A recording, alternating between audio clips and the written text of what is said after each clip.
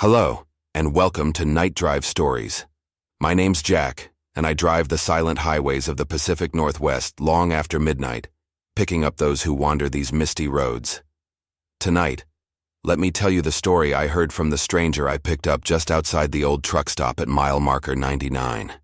He was different from the others, not just lost or lonely. He was hollowed out. A man who looked like he'd been worn down not by miles, but by something rubbing against his soul for a very, very long time.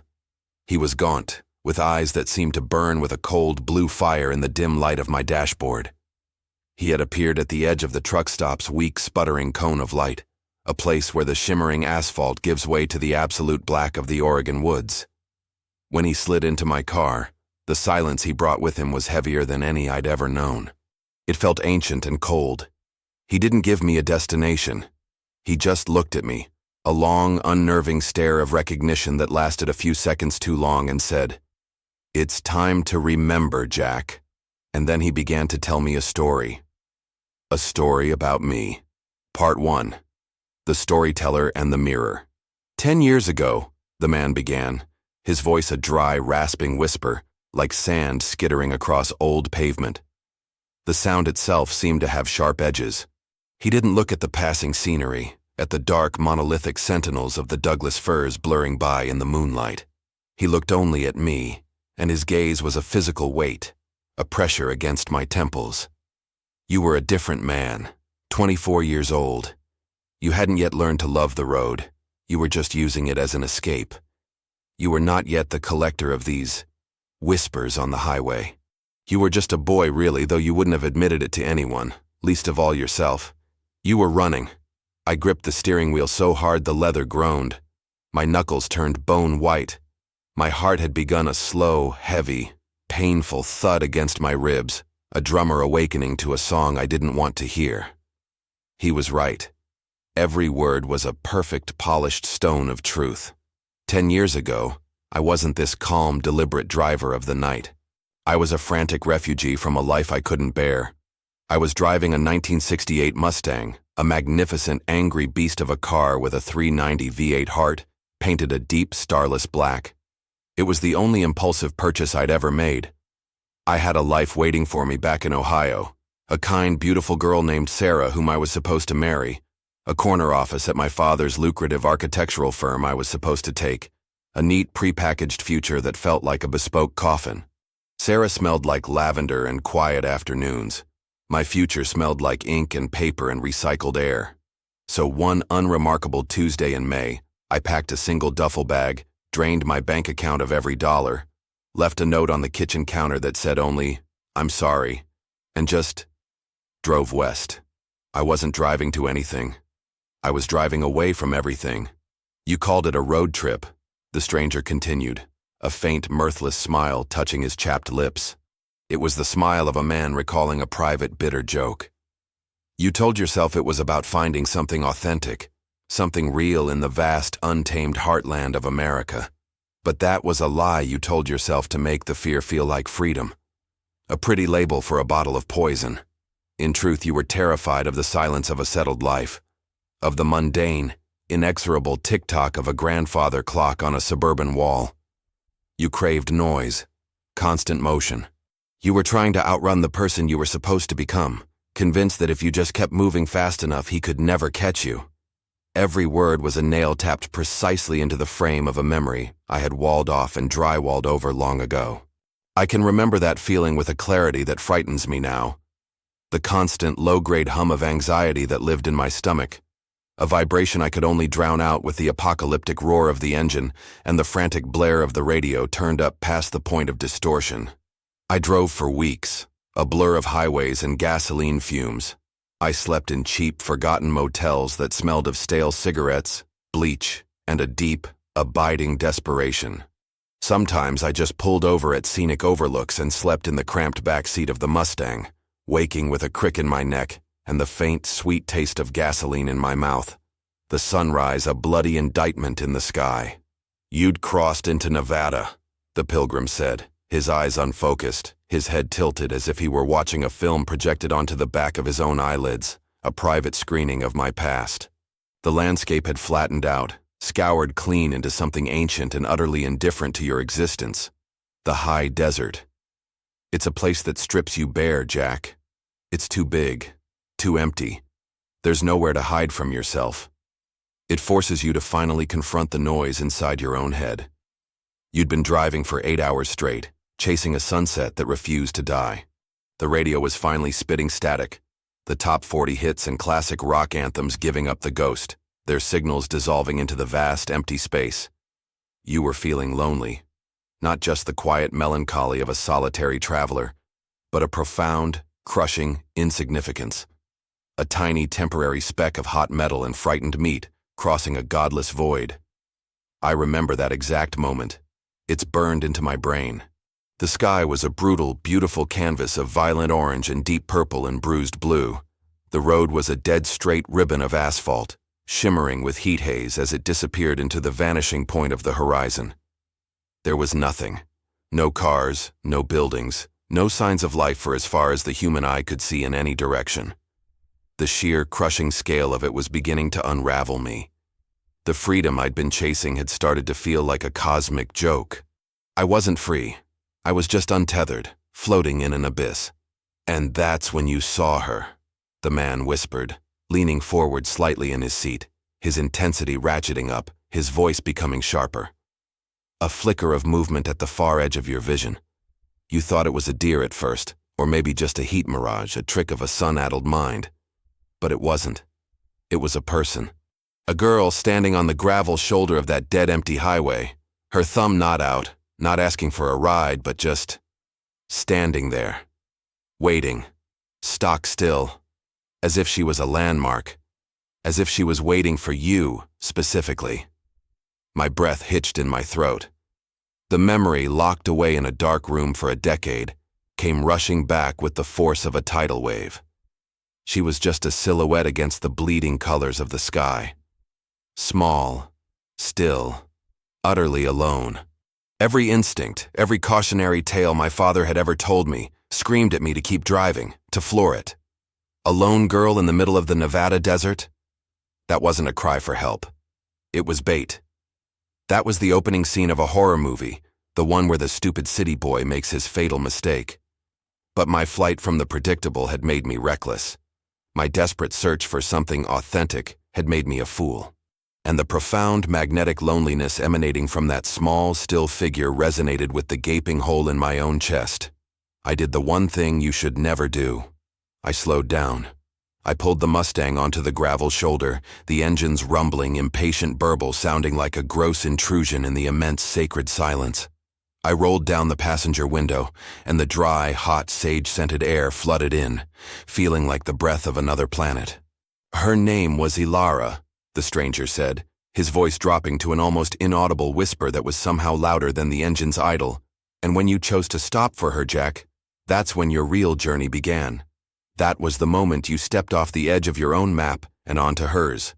He turned his head and looked at me, his cold blue eyes seeming to pierce the darkness of the car, looking straight through me, past the seasoned night driver, and into the terrified, lost 24-year-old still hiding inside me. "Isn't that right?" I couldn't answer. I could only grip the wheel and drive on into the misty Oregon night, my own car suddenly feeling like a confessional, with this gaunt, hollowed-out priest demanding I face my long-buried sins. Part 2. The Road to Havenwood. My throat was as dry as the desert road in his story, a wasteland of its own. After a long moment of thick, suffocating silence, I managed to force out a single, raw question that scraped its way from my lungs. How do you know all this?" The pilgrim ignored me completely, his attention still riveted on that night 10 years ago, his mind apparently impervious to the present. He was not just recounting a story. He was curating a memory, my memory, polishing each forgotten detail with a grim tenderness until it shone with a terrifying light. He was rebuilding the scene of the crime. "She got in the car," he narrated, his voice a low, hypnotic drone that seemed to vibrate in time with the engine. "She moved with a peculiar, fluid grace, a complete lack of hesitation, as if she'd been getting into the passenger seat of your 1968 Mustang her whole life. There was no fear in her eyes, only a deep, unsettling weariness. She wore a simple, old-fashioned cotton dress, the kind you might see in a faded color photograph from the 1950s. It was impeccably clean but visibly worn. The delicate floral pattern faded from 1,000 washes and a century of sun, and she was clutching something heavy to her chest, holding it like a child might hold a favorite doll for comfort. I remember it perfectly now. A new wave of recollection, sharp and unwanted. It was a heavy metal box, about the size of a lunch pail, painted a drab military olive green that had been chipped and scratched over the years. It was covered in an array of knobs, dials, and a large glass-covered gauge, inside which a delicate needle was quivering slightly, a frantic tiny tremor, even though the device was connected to nothing. It looked like a piece of antiquated radio equipment, something from a war surplus store or a forgotten Cold War bunker, heavy and cold and dense with some inscrutable purpose. She held it with a familiarity that spoke of long, burdensome ownership. You asked her where she was going, the pilgrim said, a flicker of something. Was it amusement or pity crossing his gaunt features? A simple question.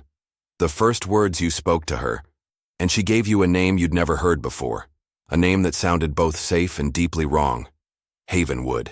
The name echoed in the cab of my car now, a phantom sound from a decade away. Havenwood. It sounded like a place of refuge. Quaint. Deceptively so. I remember being so sure of my own resourcefulness back then. I had my trusty map book, a big unwieldy Rand McNally atlas that I felt was a more authentic tool for a real traveler than the spotty, unreliable GPS on my phone. With the swagger of a seasoned road warrior, I'd pulled it out, resting its heavy spine across the steering wheel, the car's weak dome light casting a sickly yellow glow on the page. I scanned the entire state of Nevada, my finger tracing the thin red lines of the highways and the fainter gray of the secondary roads. Then I checked the surrounding states: Utah, California, Arizona. There was no Havenwood. Not a town, not a crossroads, not a forgotten mining claim, not even a geographical feature. It was a complete blank. It doesn't like to be mapped, the pilgrim said, quoting her exact chilling words. The phrase sent a shiver down my spine now, just as it had then. It was the first sign that this was no ordinary lost girl. It's a place that's out of tune with the rest of the world. It fell through the cracks a long time ago. You have to know the way. You have to be led. And then Elara had started giving me directions, not with road numbers or highway markers, but with a litany of strange, elemental landmarks. Drive for about 20 miles until you see the 3 dead junipers on the left, the ones that look like a grasping skeletal hand reaching out of the earth. Take the unmarked dirt road just after it. Follow that until you cross a dry riverbed for the second time. The first one doesn't count. Then hang a right at the large balancing rock that looks like a skull in the moonlight. It was a forgotten geography, a path that existed only in her memory, a secret language spoken between her and the land. And you, of course, followed her, the pilgrim stated, not as a question, but as a judgment. You, the boy running from a pre-written life, were suddenly, willingly, following a ghost's directions into the heart of nowhere. You were so desperate for a story, for something that felt real, you didn't care if it was a dark one. Who are you? I demanded again, my voice stronger this time, edged with the sharp anger that comes from being terrified and profoundly confused. My car, this space, this rolling bubble of steel and glass, is my domain. He was violating it, trespassing not just on the worn leather of the passenger seat, but on the fragile territory of my own past. He finally turned his full attention from the memory to me, the host, sitting beside him in the present. His burning blue eyes seemed to soften for a brief moment with an emotion that looked horribly like sympathy. Names are just labels, Jack. They're constructs. They don't matter where I'm from. Let's just say I'm an interested party, a pilgrim, a historian of a very specific, very quiet, and ongoing tragedy. He leaned his head back against the seat, a deep, rattling sigh echoing in his thin chest. On the other side of the veil, in the places where the static is thin and the world wears a different face, some stories are currency, some are warnings, and some are maps. The story of the last silent one and the boy in the black car. That one is famous among a very small, very frightened audience. A foundational legend, you might say. His words made no logical sense, yet they filled me with a dread so pure it felt like a religious experience. The last silent one. The boy in the black car. He was talking about us like we were characters in some dark, cautionary fairy tale he'd heard whispered 1,000 times around a fire. The feeling of being the master of my own destiny, the core conceit of my cross-country flight, was crumbling to dust. I was beginning to feel like I'd been a puppet all along, my strings pulled by forces I couldn't even begin to comprehend. My journey not a flight to freedom, but a guided tour to a predestined cage. The pilgrim's gaze drifted back to the window, to the dark, racing trees. She felt safe with you, you know. At first. Because you were an outsider. You were clean. Your mind was quiet. You hadn't been listening to the same broken song your whole life. You were a blank page. He described how, as we drove deeper into the desert, leaving the last vestiges of paved, numbered road behind, Elara had begun to open up. Her voice was quiet, eerily formal, as if she were reciting a lesson learned by rote a long, long time ago. She asked me if I believed that some places in the world were broken, not just economically or socially blighted, but fundamentally, geologically, spiritually broken. She asked you, the pilgrim said, his eyes locking with mine in the dark reflection of the rearview mirror, if you'd ever stood in a place so quiet you thought you could hear the universe humming. And then she asked if you'd ever considered that sometimes the universe hums out of key. That was the phrase she used. Out of key. A perfect, simple, terrifying description. She told me that her family, the founders of Havenwood, had been drawn to that remote, desolate valley generations ago. They hadn't come seeking gold, or land for their cattle, or freedom to practice some strange religion. They had come because they were summoned. They were a family of listeners, she'd said, cursed or blessed with a psychic sensitivity. And they had come to act as guardians, as wardens, against something that was already there, humming its broken, atonal song in the deep, stony heart of the desert. Part 3. The Wardens of the Iron Shepherd. The stranger's narrative was a relentless current, pulling me deeper into the cold, dark waters of my own history. I was no longer just in my car driving through Oregon. I was simultaneously in the passenger seat of my old Mustang, reliving that night with an unnerving, high-definition clarity that my own memory had mercifully blurred over the years. The desert air had grown thin and cold as we climbed in elevation along her secret road. The scrubby sagebrush had given way to stunted, hardy pinyon pines that grew twisted and bent, as if perpetually straining against an invisible wind. The moon had risen, a perfect, sterile silver disk in a black velvet sky, washing the alien landscape in a pale, ghostly, surgical light that offered no warmth, only revelation. She pointed to the mountain, the pilgrim's voice continued, a low, steady cadence against the hum of my tires, a drumbeat marking the path back to a place I never wanted to see again, the one that loomed over the hidden valley you were descending into. It was the highest peak in the range, a jagged black tooth against the stars. And she told you about what lived on its summit. She told you about the Iron Shepherd. I remembered lifting my eyes from the treacherous, rock-strewn dirt road. There, on the highest peak, silhouetted against the vast, indifferent sea of stars, was a shape. It was immense, a skeletal latticework of rusted steel that supported a massive, parabolic dish, 100 feet across at least. The dish was tilted toward the heavens at a slight angle, like a giant, unblinking cyclopean eye, forever listening for a secret. It looked like one of the old radio telescopes from the dawn of the space age, a forgotten relic of a bygone era of cosmic optimism and Cold War paranoia. It was utterly silent, yet it seemed to exude a palpable sense of menace, a low thrum of malevolent attention that I felt in the fillings of my teeth. You thought it was beautiful, in a lonely, melancholy kind of way, the pilgrim said, accurately reading a memory I hadn't realized I still possessed. A monument to a forgotten ambition, a cathedral of science left to decay. You asked her if it was an old NASA station or part of the DEW line, the Cold War early warning system. Elara had shaken her head, a slow, sad gesture. The pilgrim spoke her words now, and the cadence, the formal, slightly archaic phrasing, was so perfectly hers It was as if she were sitting in my car right now, a ghost between us, her voice channeled through this broken man. It was built to listen for them, she said. The Russians. Their satellites, their missiles. But the men who chose the location made a mistake. They built it in the wrong place. Or maybe, she'd added with a sigh, it was the right place, if you believe in a cruel destiny. The station was too sensitive. Its foundations were sunk too deep into the mountain, into a unique formation of crystalline rock that resonates. They weren't just listening to the sky, Jack. They were unwittingly listening to the mountain, and the mountain was already listening to something else entirely. According to the impossible story Elara told me that night, the story this stranger was now replaying for me in excruciating detail. The relay station had been a spectacular, catastrophic failure.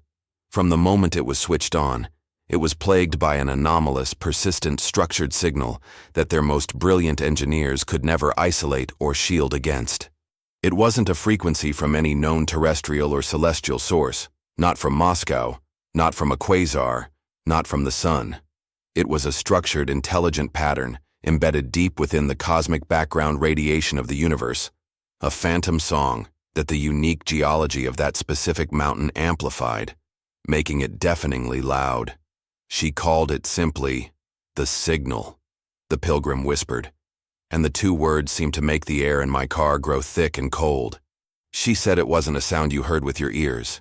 Her family described it as a pressure, a psychic weight you felt building behind your eyes, a voice that bloomed inside your own skull, speaking in a language made not of words, but of pure mathematics, raw emotion, and alien geometries. It promised everything, the ultimate truth, the answers to every question humanity had ever asked, the blueprints of creation, the secret history of time. It offered you the mind of God for a very small price. The price being your sanity, I murmured, finishing the thought she'd given me a decade ago, the words feeling like gravel in my mouth. The pilgrim nodded slowly, his eyes dark pools of memory. Your sanity, your humanity, your sense of self. It rewrites you, she said, from the inside out. It finds the cracks in your personality, your fears, your ambitions, and it pours itself into them until they shatter. It hollows you out and wears your body like a suit. The scientists at the station, before they were pulled, had a clinical name for it. They called it acoustic cognitive dissonance. They documented the effects in their classified logs: migraines, insomnia, paranoia, auditory and visual hallucinations, messianic delusions, followed by catatonic states, or sudden, unpredictable acts of extreme violence. The project was shuttered in less than a year. The official report cited unresolvable seismic interference. The truth was classified, buried under layers of national security. They abandoned the Iron Shepherd, left it to the wind and the silence. But they couldn't turn it off. It wasn't a machine that could be unplugged. The mountain itself was the antenna. The station was just the hearing aid. This, she had explained, was where her family came in.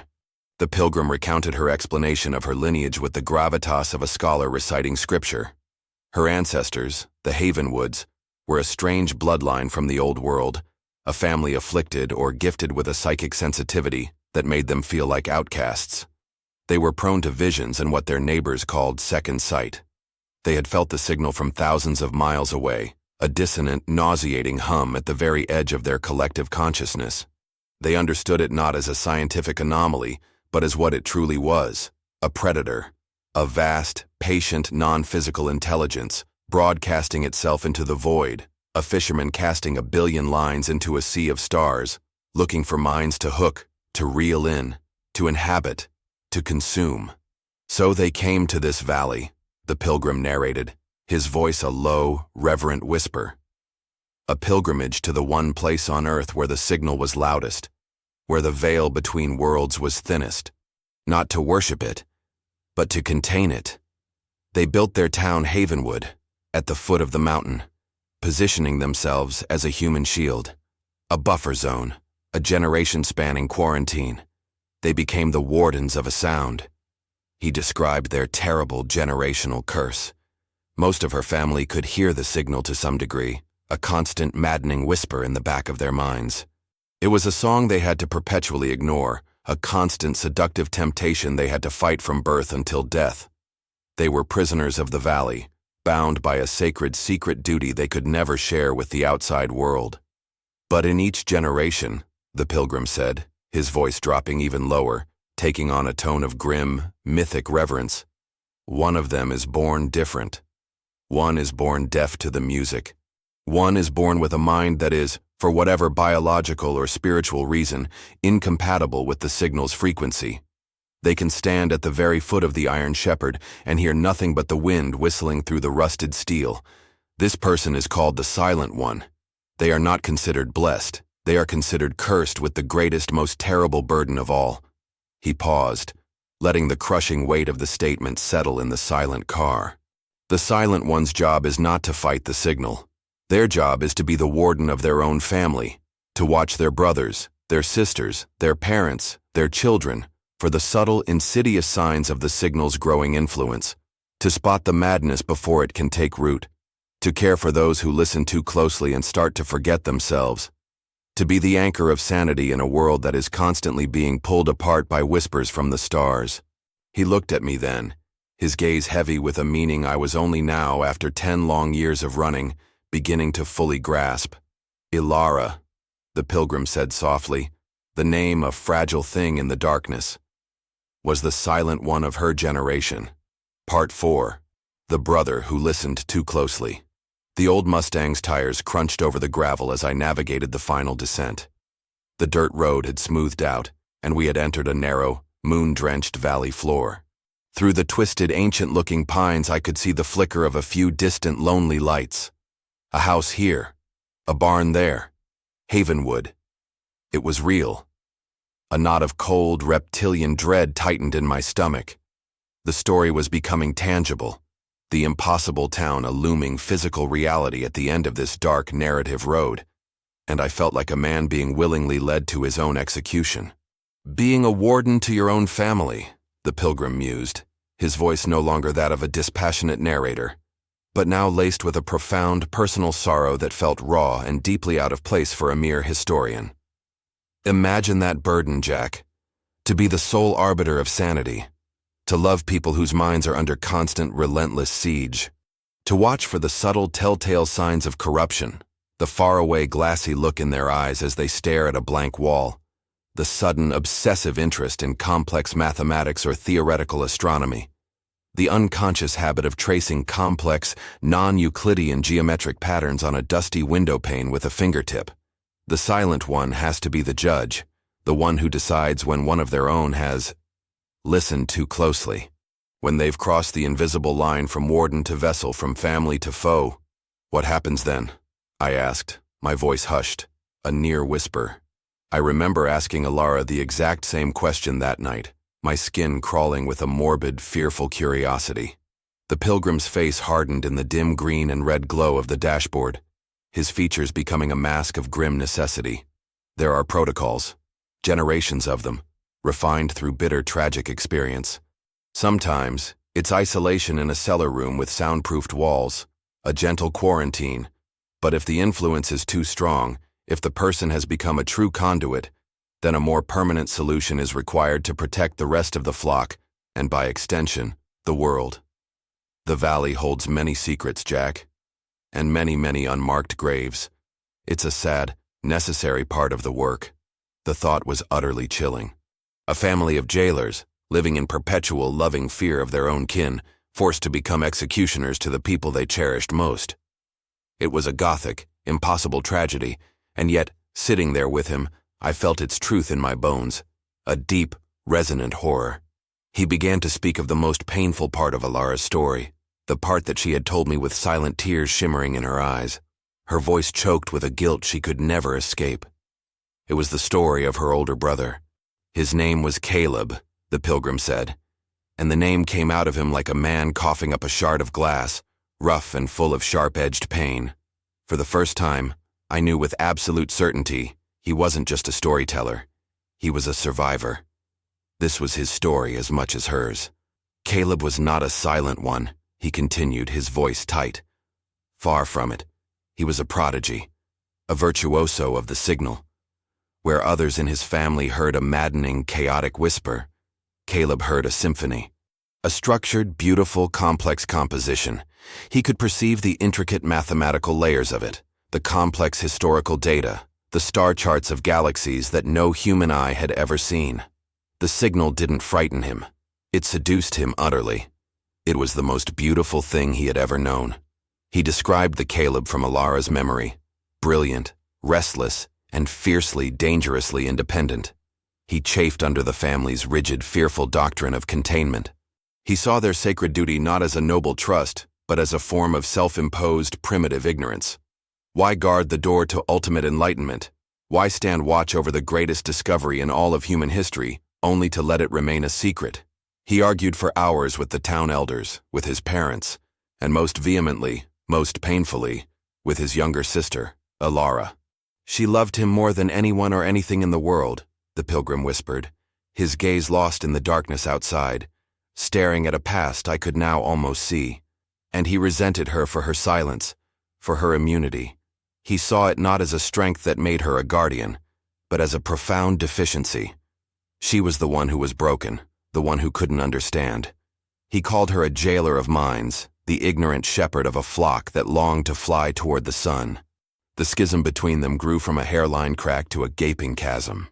Caleb began spending his days hiking the foothills of the mountain, getting as close to the Iron Shepherd as he dared, sitting for hours with a stack of notebooks, transcribing the endless, elegant stream of geometric patterns and alien equations that bloomed in his mind. He became withdrawn, gaunt, his eyes taking on the fervent, burning glow of the true believer, the zealot. Elara watched him, her heart breaking in two, recognizing the clinical signs of exposure she was trained from birth to see. She pleaded with him, begged him to stop, to come back to them, to remember his duty to his family. He would just smile at her with a condescending pity and tell her she couldn't possibly comprehend the sublime beauty of the song he was hearing. And then came the great heresy, the pilgrim said, his voice dropping to a near inaudible whisper of awe and horror. Caleb was not just a listener. He was gifted with his hands, an intuitive genius with electronics and radio theory. He developed a theory. He believed the signal wasn't malevolent. It was just pure. Too pure and complex for flawed, primitive human minds to process without fracturing. He became convinced the madness was just a side effect of psychic static, a distortion caused by the flawed, ancient vacuum tube antenna of the Iron Shepherd. He believed he could fix it. He believed he could build a filter. One night, years before I ever dreamed of driving into Nevada, Caleb did the one thing that was expressly forbidden, the ultimate sin in their closed society. He took a collection of scavenged and jury-rigged electronic components, oscillators, signal dampers, strange crystalline amplifiers, and he broke into the locked, abandoned relay station. His goal was to bypass the old, crude technology, to wire his own makeshift filter directly into the primary signal receiver at the heart of the great antenna. He wasn't trying to block the signal. He was trying to purify it, to amplify and clarify its voice so that its true, beautiful, enlightening message could finally be heard, ushering in a new age of understanding for all mankind. He was going to save the world. Elara knew something was wrong, the pilgrim narrated, his own breathing growing shallow and fast, as if reliving the moment. She felt a change in the valley's psychic atmosphere, a sudden sharp spike in the ambient pressure, like the air before a lightning strike. She ran from her house, scrambling up the steep mountain road toward the station.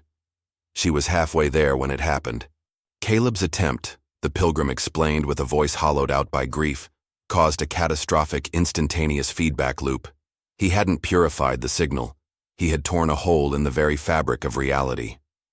It was a psychic explosion, he said, his voice trembling. A silent, invisible thunderclap that rolled through the valley and shattered the minds of nearly everyone who heard it. Most of the Havenwood family, his family, were lost in that single silent instant, driven permanently, irrevocably mad. The containment, the fragile, delicate psychic balance their family had maintained for over a century, was broken. The cage was unlatched. Elara, the silent one, heard nothing. She only saw the aftermath. The lights in the town below flickering and dying out one by one. The sudden, terrible chorus of human screams that followed, and then the even more terrible, absolute silence. She found her brother, her beloved Caleb, wandering out of the station's main building. Dazed, bleeding from his nose and ears, his eyes vacant, the genius and the fire gone, replaced by a vast, howling, terrified emptiness. He had not only failed, he had destroyed everything he claimed he was trying to liberate, and he had, in the process, made the signal stronger, its reach now unconstrained, its malevolent whispers leaking out into the wider world, looking for new ears to poison. That heavy antique device she clutched in my car, the pilgrim explained, was the very tool of his failure, the crude filter he had built. She had carried it ever since, a monument to her guilt and his world-breaking sin. Part 5. The Vanishing and the Inheritance. The story had reached its terrible, tragic crescendo, and a profound, mournful silence fell between us in the cab of the car. The pilgrim seemed to retreat into himself, his body slumping against the seat, utterly exhausted by the telling, as if the narration had drained him of his life force. Ahead of us in the moonlight, the dirt road forked. One path, wider and more traveled, led down into the valley, toward the handful of dim, lonely lights that marked the broken, sleeping town of Havenwood. The other, barely more than a goat track, a scar of raw earth and loose rock, climbed steeply up the side of the dark mountain. It led toward the Iron Shepherd. "She told you to take the road up," the pilgrim said, his voice regaining a fraction of its strength, a flicker of purpose returning. "She didn't want you to see the town. She didn't want you to see what had become of her family. The remnants. She said she had to check the perimeter of the station, check the locks on the gate. It was a futile gesture, a ritual of a faith whose temple had been desecrated, but ritual was all she had left. She was a warden without prisoners, guarding a broken, empty jail." I remember the Mustang groaning in protest, the tires slipping and spitting gravel as I forced it up the steep, treacherous track. The great dish of the relay station grew larger and larger with every switchback, a monstrous presence that dominated the sky above us, blotting out the stars. It felt alive. It felt aware. Its silence was not passive. It was the coiled, patient silence of a predator. The air itself felt different here, thin and sharp and charged with a strange, crackling electricity. The fine hairs on my arms and the back of my neck stood on end. A dull, persistent ache began to throb in my teeth, a deep, resonant buzz that vibrated up through my jaw. "You asked her what happened to Caleb," the pilgrim said softly, his voice full of a weary sorrow. "You, the ignorant stranger, asking the one question that had haunted her every waking moment for years." I remember Elara looking away from me then, her profile a sharp, pale cameo against the terrifying backdrop of the great dish. She stared out at the colossal, silent structure, her enemy, her lifelong companion. She told me that after the event, after he had recovered from the initial shock, Caleb had changed. The signal no longer spoke to him in elegant, beautiful equations. It just screamed, a constant, high-pitched psychic shriek of pure, chaotic malice. He couldn't bear it. He lived in a state of perpetual torture. One night, a few months after his failed experiment, he had simply walked away, out of the valley and into the vast, unforgiving desert, a man running from the storm inside his own head. She hadn't seen or heard from him since. She told me, her voice breaking, that she spent her nights listening to the static on an old shortwave radio, hoping to hear news of him, but also fearing it. Fearing that the signal, unlatched from the valley, had found a new way to travel. Fearing that her brother had become its new emissary. We finally reached it. A high, rust-streaked chain-link fence, topped with sagging coils of rusted barbed wire. A heavy industrial-looking padlock secured a chain around a gate that blocked the rest of the road. A faded metal sign, peppered with bullet holes, read, "U.S. Government Property. No trespassing. Use of deadly force authorized." This was as far as we could go. I put the Mustang in neutral and pulled the handbrake, the engine's nervous, fluttering idle a fragile, mortal heartbeat in the immense, predatory silence of the mountain. "This is where her story ended," the pilgrim said.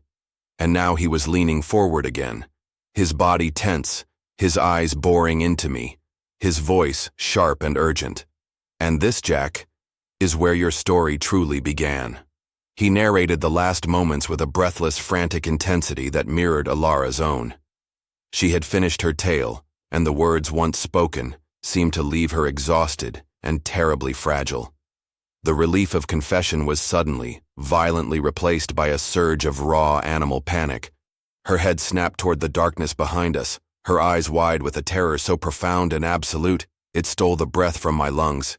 She was seeing something I couldn't, something that had just arrived. "He knows," the pilgrim hissed, quoting her frantic, choked whisper. "Oh God, he knows, I told you. I told an outsider. The story isn't just a memory, Jack. It's a key. It's a tuning fork. It attunes you to the frequency. He can hear you now. Through me, he can hear us." Oh, she had grabbed my arm, her fingers surprisingly strong, cold as grave dirt. Her face, just inches from mine in the cramped confines of the car, was a mask of sheer, unadulterated desperation. "The static," she gasped, her voice cracking, her eyes pleading with me. "It's how it travels now." Caleb opened a new door. "It hides in the noise between the signals. Promise me. Whatever you do, don't listen to the static." It was the terrified, incoherent plea of a dying woman. I was frozen, my mind reeling, a maelstrom of fear and disbelief. Her impossible story, the oppressive, charged atmosphere of the mountain, her sudden, infectious panic. It was too much. My gaze, my stupid, mortal gaze, flickered away from her face for a single, fatal second. It was drawn to the mundane, solid reality of the thick, rusty padlock on the gate, a small, tangible object in a world that had dissolved into pure madness. I looked at the lock, a silent prayer for the normal, and then I turned my head back to her, and she was gone. One moment she was there, the pilgrim whispered, his voice full of a terrible awe. And the next, she wasn't. It wasn't a trick of the light. It wasn't a sleight of hand. It wasn't that she'd slipped out of the car in that split second. The passenger door was still closed, the handle still locked from the inside. The seatbelt was still buckled, pulled tautly and precisely over an empty space. The air where she had been was palpably cold, a sudden, shocking vacuum in the warm car. She had simply ceased to be. Vanished. The only thing she left behind was the heavy, olive-green metal box, the one she called the oscillation damper. It was sitting on the passenger side floor mat, a cold, solid, irrefutable piece of evidence in an impossible crime scene. The pilgrim paused his long, terrible story, and the silence that filled my car was now absolute. An abyss. He held my gaze for a long moment, then his eyes drifted down, toward the back of my car, toward the trunk. "You still have it, don't you?" he asked, his voice no longer a whisper but a soft, certain, damning statement. "The oscillation damper. It's been in your trunk for 10 years. You transfer it from car to car every time you get a new one. You don't know why. You just feel that you have to. You just know deep down that you can't get rid of it, that you are its new warden." His words struck me with the force of a physical blow, a punch to the gut that knocked all the air out of me. He was right. After I'd traded in my last car, I had cleaned out the trunk. I'd found the heavy box, wrapped in an old, threadbare blanket. For a brief, rational moment, I'd considered just leaving it, throwing it in a dumpster. But an overwhelming, inexplicable wave of dread and responsibility had washed over me. The idea of being separated from it felt like a profound, dangerous mistake. With a sigh of resignation, I had moved it to the trunk of this car.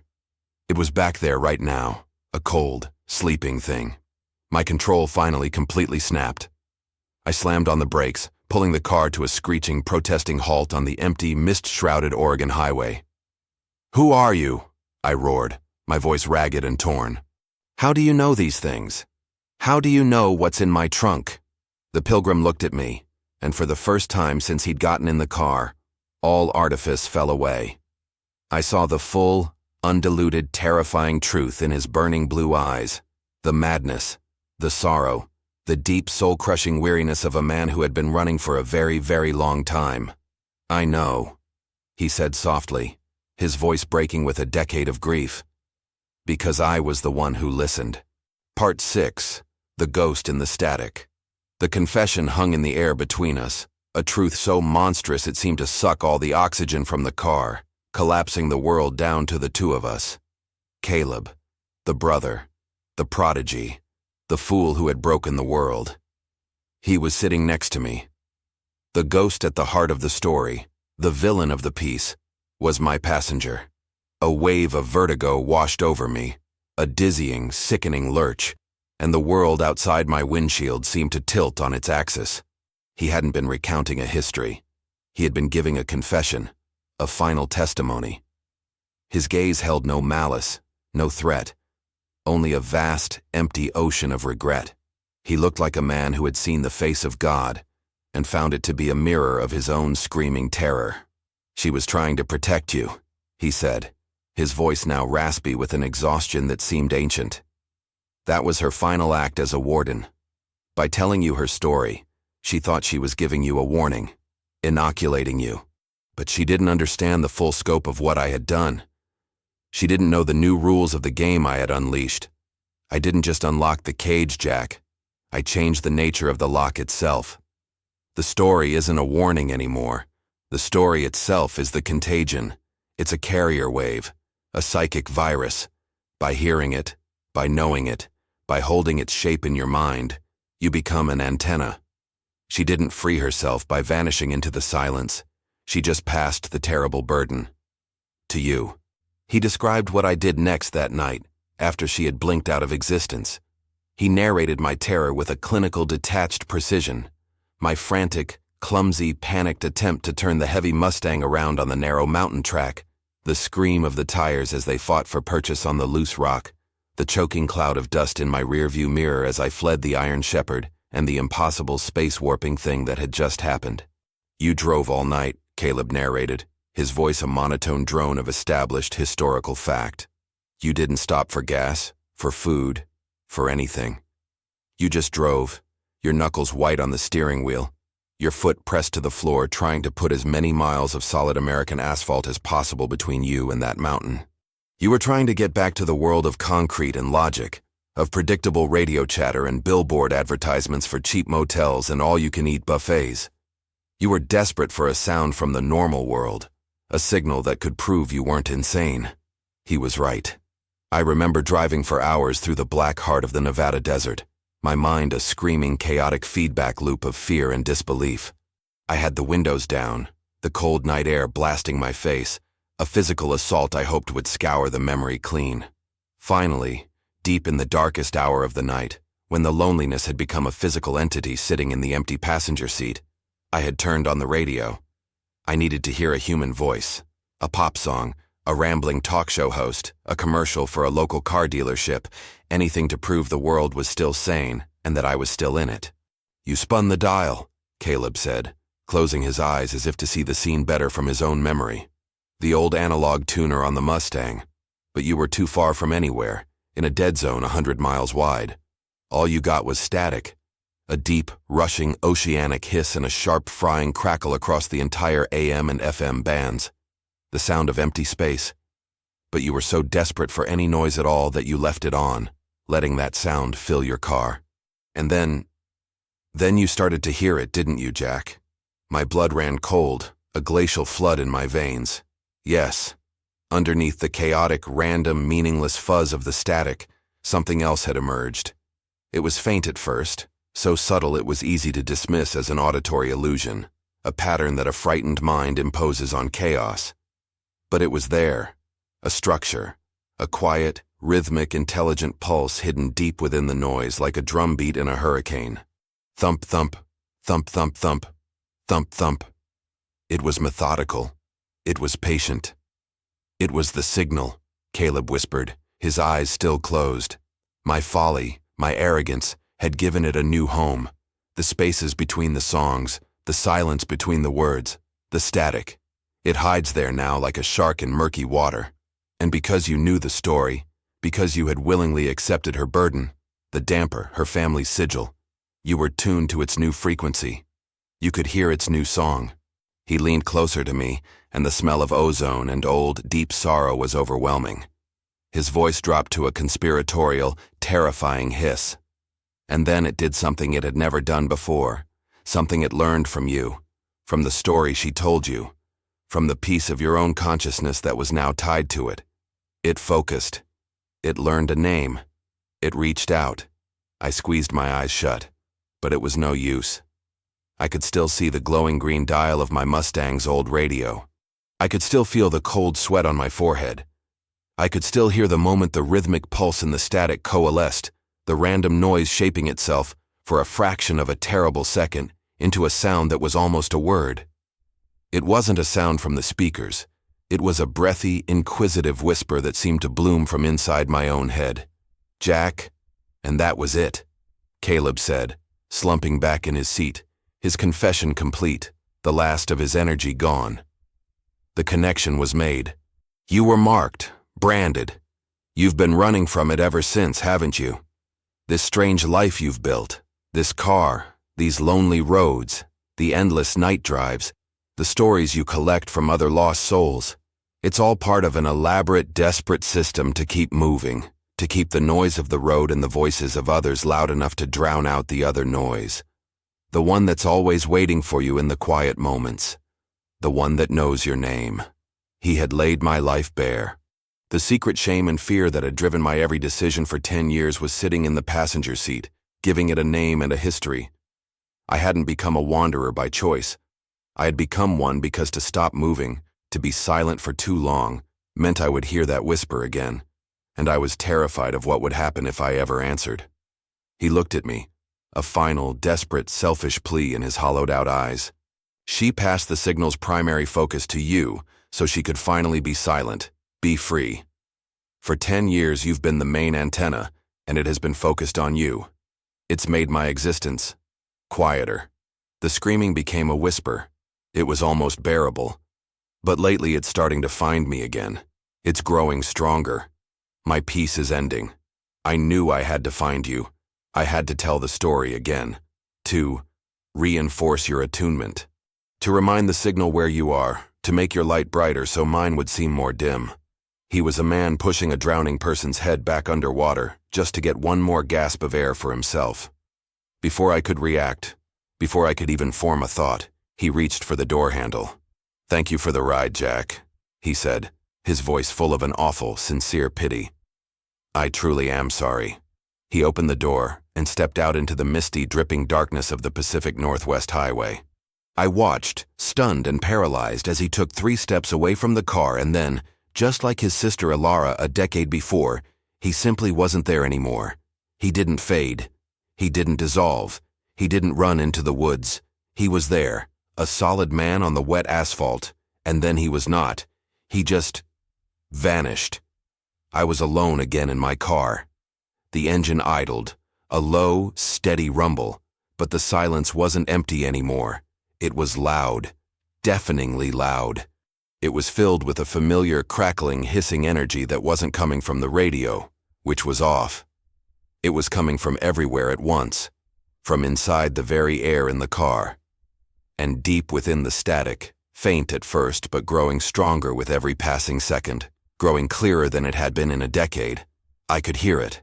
The rhythmic, patient, intelligent pulse, and the whisper that followed, no longer distant and inquisitive, but close, hungry, and deeply, terribly familiar.